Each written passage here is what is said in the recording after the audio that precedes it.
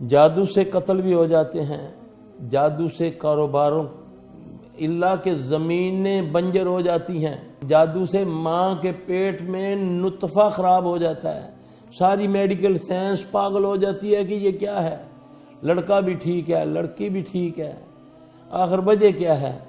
یہ سارا یہ جادو سے بھی ہوتا ہے، اسیب سے بھی ہوتا ہے، اور نقصان کہاں تک؟ یہ جن قتل بھی کر سکتا ہے، جن قتل بھی ہو سکتا ہے، دلیل اس کی حدیث میں موجود ہے۔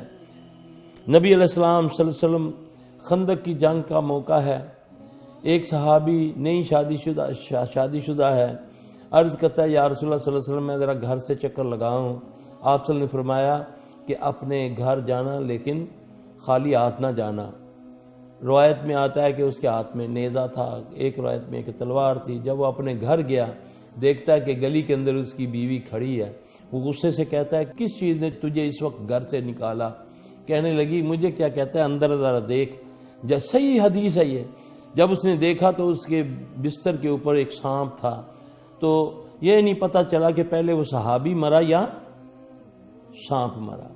تو رسول اللہ صلی اللہ علیہ وسلم کو جب یہ بات پتہ چلی، آپ نے فرمایا کہ گھر کے سانپوں کو آواز دے دیا کرو، اگر تم ہم میں سے نہیں ہو تو یہاں سے چلے جاؤ ورنہ ہم تمہیں قتل کر دیں گے یا تمہیں مار دیں گے۔ تو اگر وہ جن ہوتا ہے تو وہ چلا جاتا ہے۔ تو یہاں سے ثابت ہوا کہ جن مار بھی سکتا ہے۔ آپ صلی اللہ علیہ وسلم کے دور میں درختوں کی بھی کسی جگہ 3 درختوں کی پوجا ہوتی تھی، جیسے یہاں پر بھی حجر پرستی ہے۔ تو اللہ کے نبی صلی اللہ علیہ وسلم نے خالد بن ولید رضی اللہ تعالیٰ عنہ کی ڈیوٹی لگائی۔ تو خالد بن ولید رضی اللہ تعالیٰ نے پہلے دن، آپ کو تو اللہ وحی سے بتا دیتے ہیں، درخت کاٹا تو آپ نے پوچھا ہاں خالد خیریت؟ جی یا رسول اللہ ٹھیک۔ دوسرے دن پوچھا آپ نے ہاں۔ تیسرے دن جب آئے تو آپ نے پوچھا ہاں خالد خیریت؟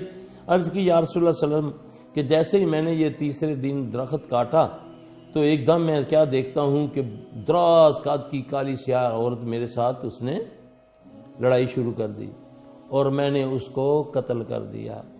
آپ صلی اللہ علیہ وسلم نے فرمایا اے خالد تو جانتا ہے وہ کون تھا؟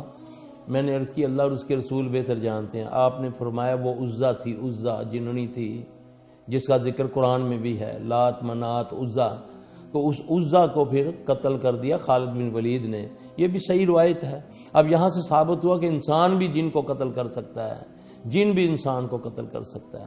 ان ساری چیزوں سے بچنے کا بہترین طریقہ میرے بھائیوں میری بہنوں، صبح شام کے اذکار، 5 وقت کی نماز، اپنے آپ کو پاکیزہ رکھنا، گھروں میں صفائی رکھنا۔